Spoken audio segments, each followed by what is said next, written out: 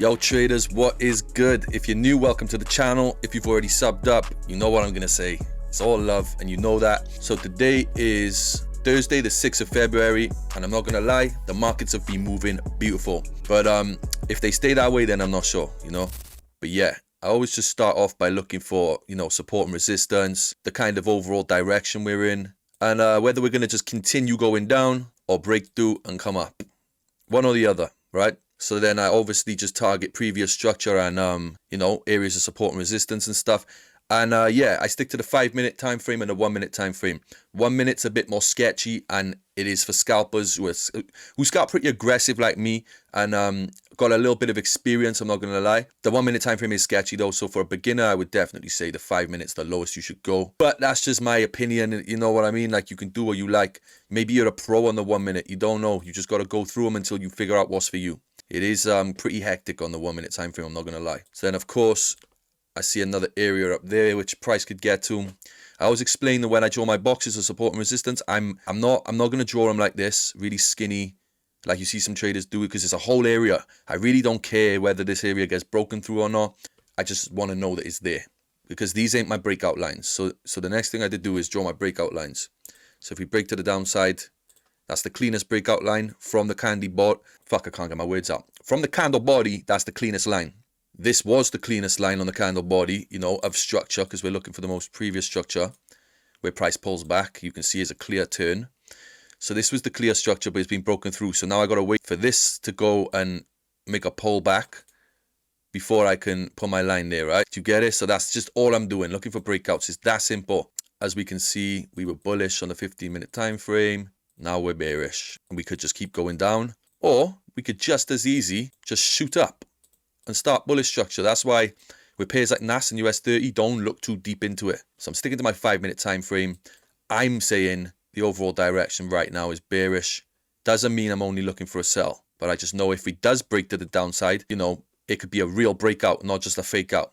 If we push to the upside now, we could push really aggressively, take some liquidity, leave a big wick, and then boom. See it all the time.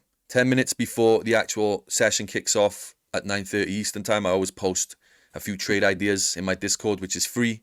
You can join, the link is in the description below. But yeah, the community's booming, and I need to thank you all, because honestly, it's great. I didn't think it'd be this good this fast, so thank you all. Right, I'm taking a snap of that for the Discord. So you see how we're breaking out of this line right now? Like the pre-open, I don't care, because it's still haven't closed, so I still count this as valid.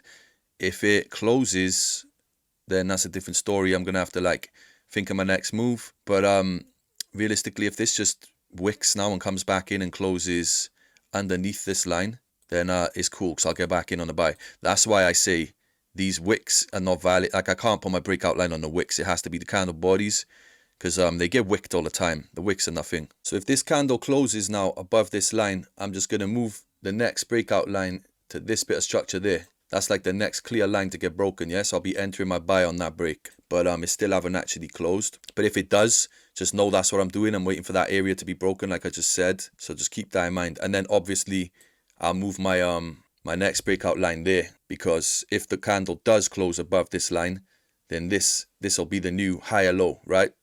So I'll be waiting for this one to get broken.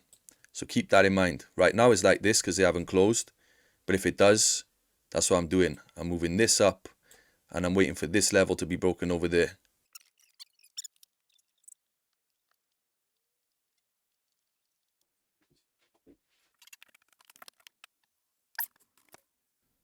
I'm in. Order filled. So how many pips is that? 25. Yeah, that's cool.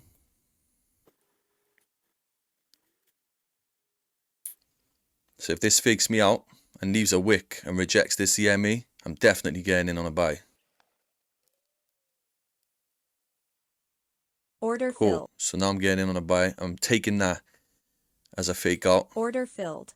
And it rejected this EMA as well, so yeah.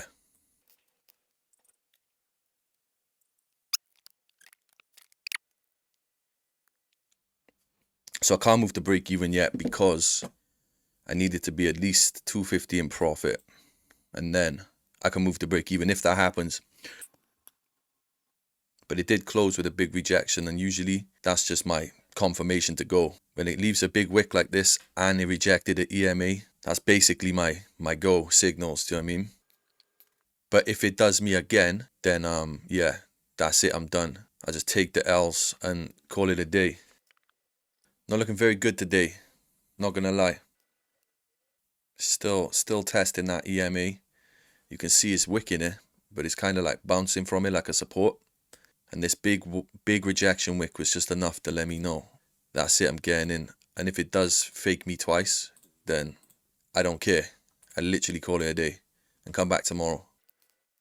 It's not really a lot going on right now. Yeah, rejected it again, but at the same time rejected to go up as well. So it's like an indecision candle. It's just 50-50 basically. Doesn't want to go up, doesn't want to go down. Yeah, it's just really rejecting this area. So literally NAS is just twerking on the EMA. It's not doing anything. Literally, this is what we're getting. At this point, I'd rather it just come down and stop me out, or just go up, one way or the other. Right, now I can move to break even. Yeah, it's close enough. That's close enough. Now we're pushing.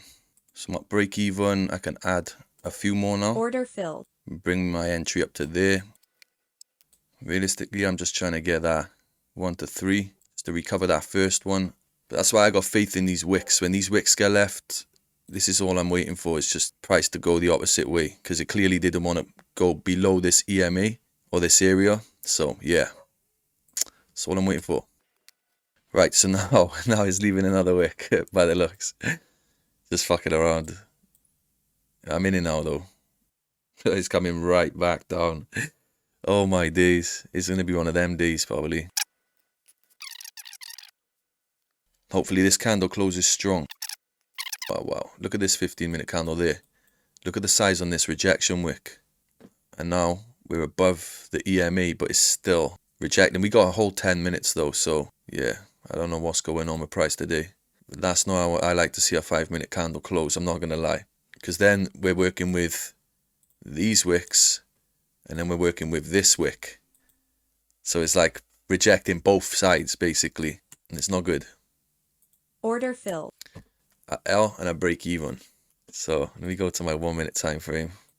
I'm gonna go in. Order filled. And I'm going in heavy, so I'm on the 1 minute time frame.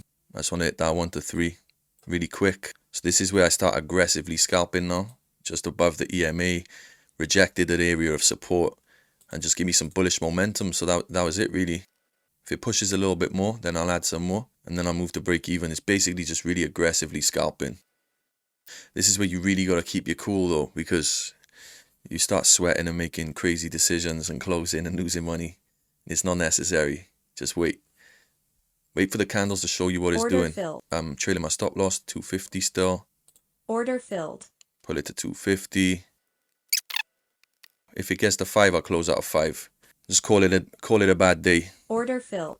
So that's a 250 loss, a break even, and a 500 win. So 250 is the profit.